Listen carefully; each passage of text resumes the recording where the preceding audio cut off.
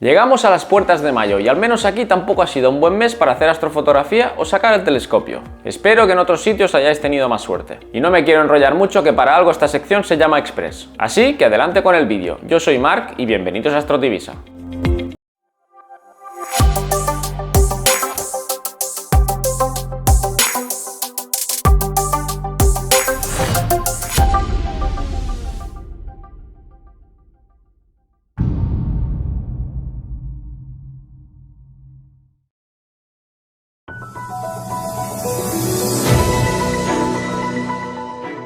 El Perseverance obtiene la mejor secuencia de un eclipse en Marte. El rover de la NASA ubicado en Marte ha capturado un eclipse de su luna Phobos cruzando el Sol. Duró poco más de 40 segundos y esa luna es aproximadamente unas 157 veces más pequeña que la nuestra. Su otra luna, Deimos, es aún más pequeña.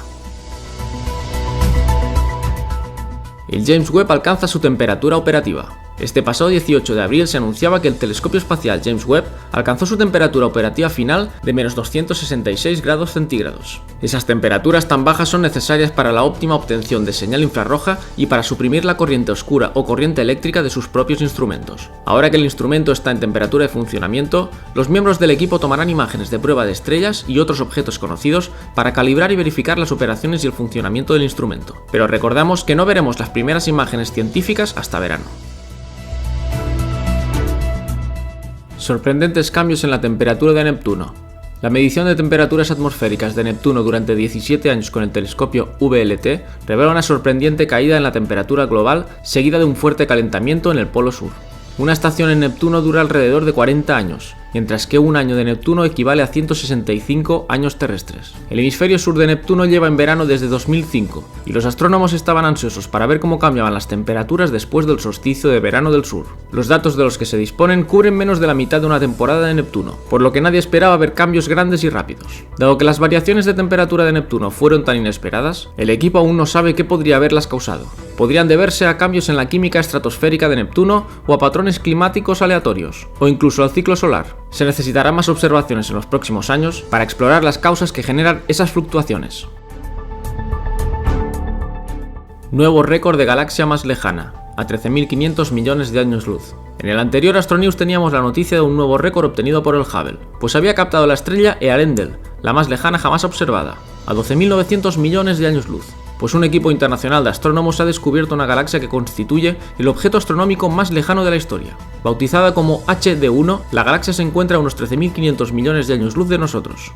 HD1 fue descubierta tras más de 1.200 horas de observación con el telescopio Subaru, el telescopio Vista, el telescopio infrarrojo del Reino Unido y el telescopio espacial Spitzer. Según los estudios, esta galaxia estaría creando estrellas a un ritmo muy alto, unas 100 al año, por lo que los astrónomos siguen investigando sus peculiaridades y características. Y ahora pasamos a la noticia destacada del mes con nuestro compañero Aleix Roig desde el Parque Astronómico Montañas de Prades. Adelante, Aleix. Hola, muy buenas a todos. Una semana más desde el Parque Astronómico Montañas de Prades. Estamos aquí en la sala Hipatia, dedicada a la primera astrónoma de la historia. Y hoy vamos a hablar de estrellas. Vamos a hablar de cómo estas estrellas a veces nos sorprenden con una emisión de energía enorme, que llamamos novas. Si bien sabíamos bastante detalladamente cómo se comportan las novas, sabemos que existen las estrellas nanas blancas, que son la fase final de la vida de una estrella, estrellas muy masivas que a veces tienen una compañera de la cual van robando material. Finalmente llega un límite en el cual se produce una expulsión de estas capas de material de la nana blanca, produciendo un aumento de brillo notable. Esto es lo que llamamos una nova.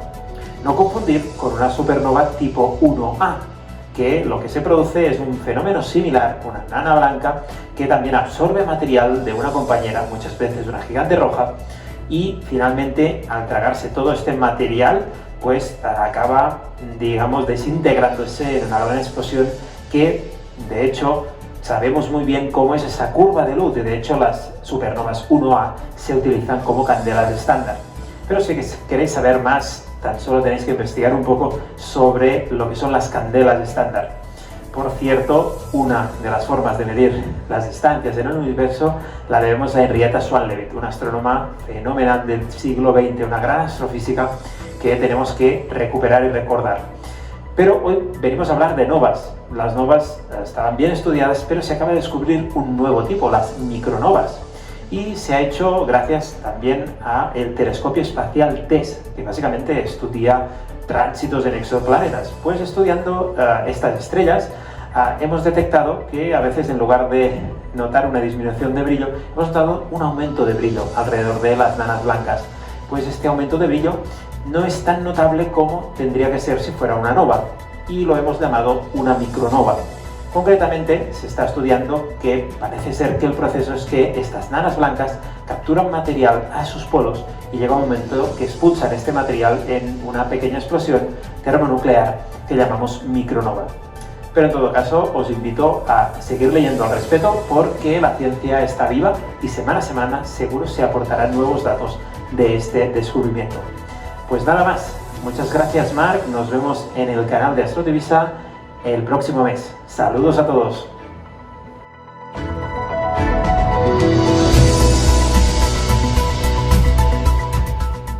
ATIC CMOS APX26. ATIC ha anunciado lo último en su serie APX de cámaras con sensor CMOS, la APX26. La nueva cámara utiliza el sensor CMOS Sony IMX571 Full Frame de 26,11 megapíxeles, con píxeles de 3,76 micras en una matriz de 6244 x 4168. El APX26 estará disponible en versiones mono y en color, con 512 MB de memoria buffer, un concentrador USB 3.0 integrado, refrigeración y revestimientos anticondensación y antirreflejos. Los precios rondarán los $4.000. Star Adventurer GTI. El mes pasado os traje detalles de la nueva Star Tracker de la marca Skywatcher, la Star Adventurer GTI, la cual esta vez incluye Go2, seguimiento preciso en los dos ejes y visor de polar iluminado como rasgos diferenciadores y mejorados de versiones anteriores. Pues este mes ya hemos visto canales de compañeros como el de Nico Carver o Trevor Jones presentándola.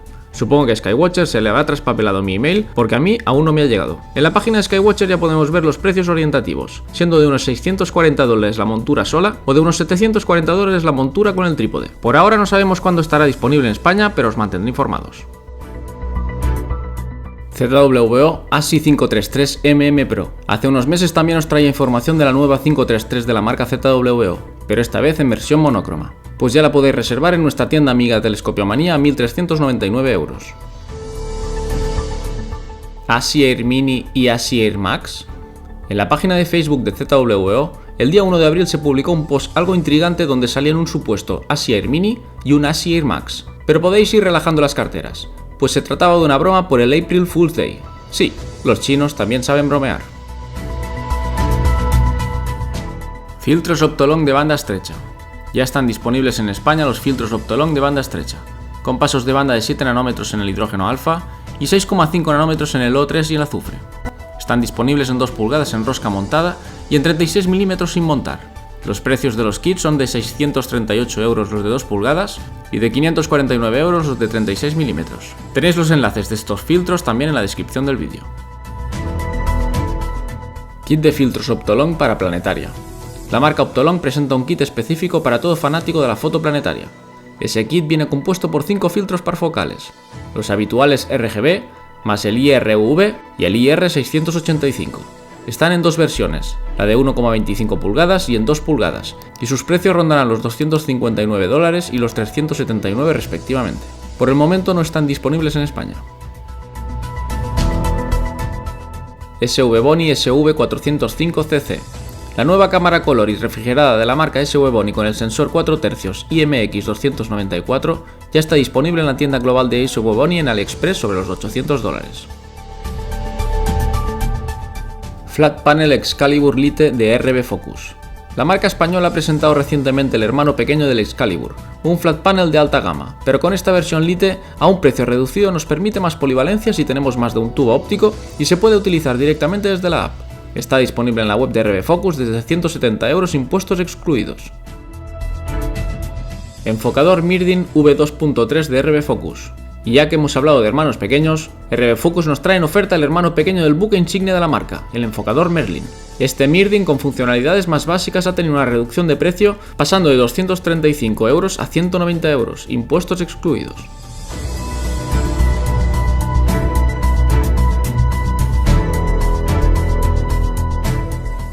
El jueves 5 tendremos el máximo de la lluvia de meteoros acuáridas. El lunes 16 tendremos un eclipse total de luna, mientras que la luna nueva la tendremos para final de mes, el día 30. Y en el tema cometario, como viene siendo habitual, vamos a ver qué nos depara el mes de la mano de Pepe Chambó. Adelante, José. Hola Marc y seguidores de Astrotivisa, soy Pepe Chambó de cometografía.es y vamos este mes con el resumen de cometas observables. Curiosamente, este mes los dos cometas más brillantes no van a ser observables. El primero de ellos es el C2021 O3 Pan-STARRS. Este cometa no se ha observado desde enero, ya que se encontraba en conjunción con el Sol. Su máximo se suponía que era a finales de abril, cuando quizá podría llegar a la magnitud 7 o 8 se calculaba, pero de hecho pues no es observable por encontrarse demasiado cerca del Sol. Esta imagen que os presento aquí fue de las últimas que se pudieron obtener el 16 de marzo y bueno, fue una tentativa de intentar fotografiar el cometa todavía con luz del crepúsculo, fue obtenida por Michael Matiazo desde Australia. Podemos ver que no hay rastro del cometa. Y bueno, por comparación con las estrellas que aparecen en el campo, pues se calcula que si es que existe el cometa, o sea, si es que no se ha desintegrado, debe de brillar más débil que la magnitud 9. Pues lo más probable es que no pueda ser observado por ser demasiado débil o por haberse desintegrado.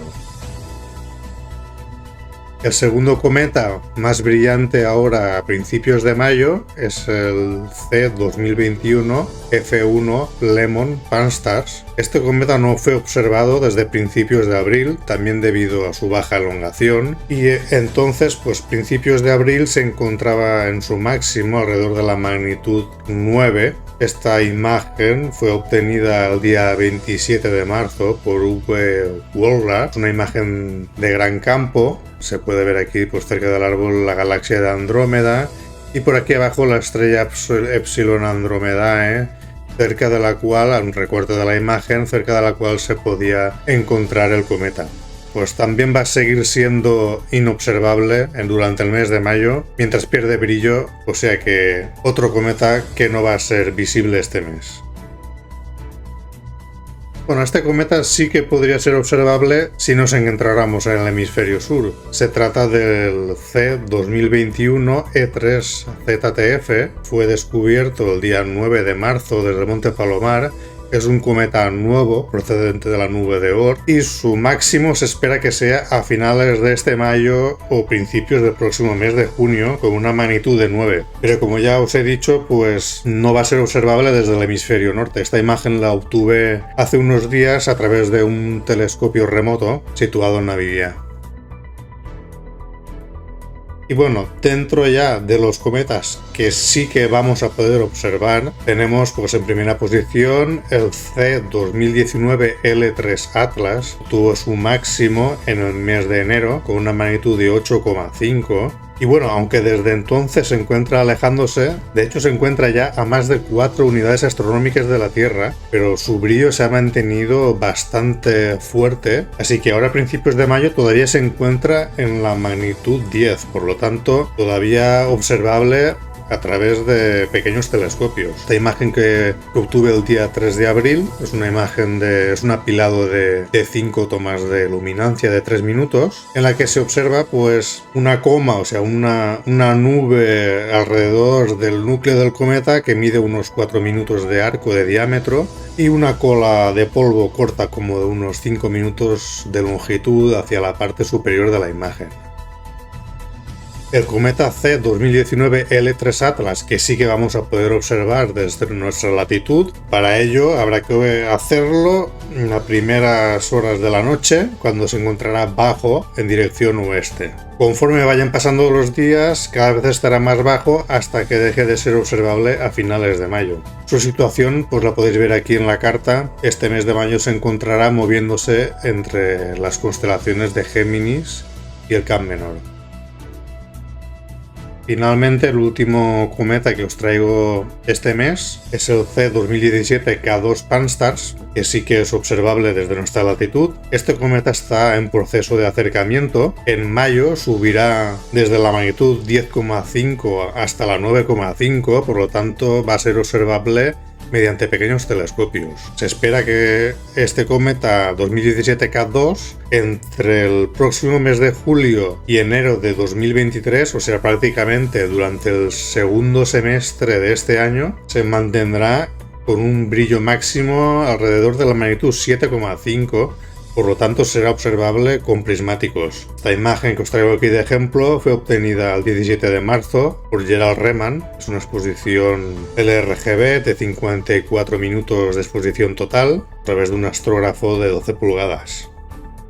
El cometa 2017 K2 va a ser observable prácticamente durante toda la noche, aunque más recomendable hacerlo durante la segunda mitad de la noche, que es cuando se encontrará más alto en dirección sureste. Como podéis ver en la carta, su movimiento es muy lento, situado aquí pues justo entre las constelaciones de Ofiuco y Águila.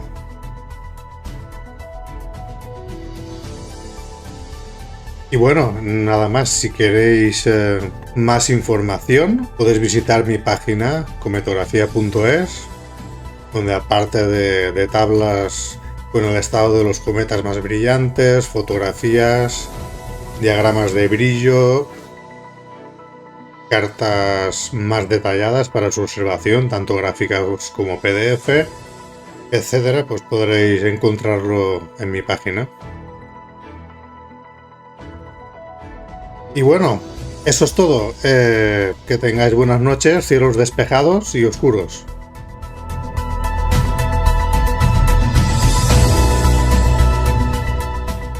En la web de Astroficción encontramos un curso de astrofotografía de cielo profundo para el 27 de mayo en la zona de Madrid. La teoría se realizará online y el 27 por la noche se realizará la parte práctica en Lleves, cerca del Observatorio Astronómico. El precio es de 70 euros. El fin de semana del 21 y 22 de mayo se realizará el taller de astrofotografía organizado por el Institut d'Estudis Fotogràfics de Catalunya e impartido por Jordi Freixanet, astrofotógrafo y director del podcast Fotografiando la Noche, el cual tuvimos por aquí en el canal hace unas semanas. El precio del taller es de 140 euros. Desde la Asociación Astronómica de Sabadell tenemos el curso presencial de iniciación a la astrofotografía que se impartirá los días 3, 10 y 17 de mayo por Antoni Vidal, y el precio es de 50 euros para los socios y de 70 euros para los no socios. Desde Astromurcia se organiza un curso básico a la astronomía gratuito para los días 20 y 21 de mayo. Hay tiempo para apuntarse hasta el 19 de mayo. Desde Cosmoaventura tenemos las jornadas de astroturismo en la Sierra de Gredos los días 20, 21 y 22 de mayo y los precios van desde los 150 euros. Desde Darwin Adventure también los días 20, 21 y 22 de mayo tenemos la experiencia divulgativa Astronomía y Desierto en el Geoparque de Granada, con una duración aproximada de 25 horas. Incluye ruta 4x4 por el desierto, alojamiento y algunas comidas. El precio va desde los 175 a los 195 euros. Desde la web de Espacio Profundo se organiza una Star Party en Argentina para los días 6, 7 y 8 de mayo, y los precios van desde los 4.500 pesos a los 7.600. Para más información tenéis los enlaces de todo en la descripción. Y terminamos con un excepcional viaje organizado desde el Parque Astronòmic Montañas de Prades. Del 30 de mayo al 3 de junio se realiza un viaje astrofotográfico a La Palma, en uno de los mejores cielos europeos, por no decir el mejor, y de la mano de Aleix Roig y Quique Navarro, ambos guías Starlight. El precio del viaje es de 650 euros hasta el día 2 de mayo. A partir del 3 de mayo su precio será de 750 euros e incluye 4 noches de hotel, transporte privado para todas las salidas, servicio de guía, visitas y las salidas, pero no incluye vuelos hasta La Palma. Hay plazas muy limitadas.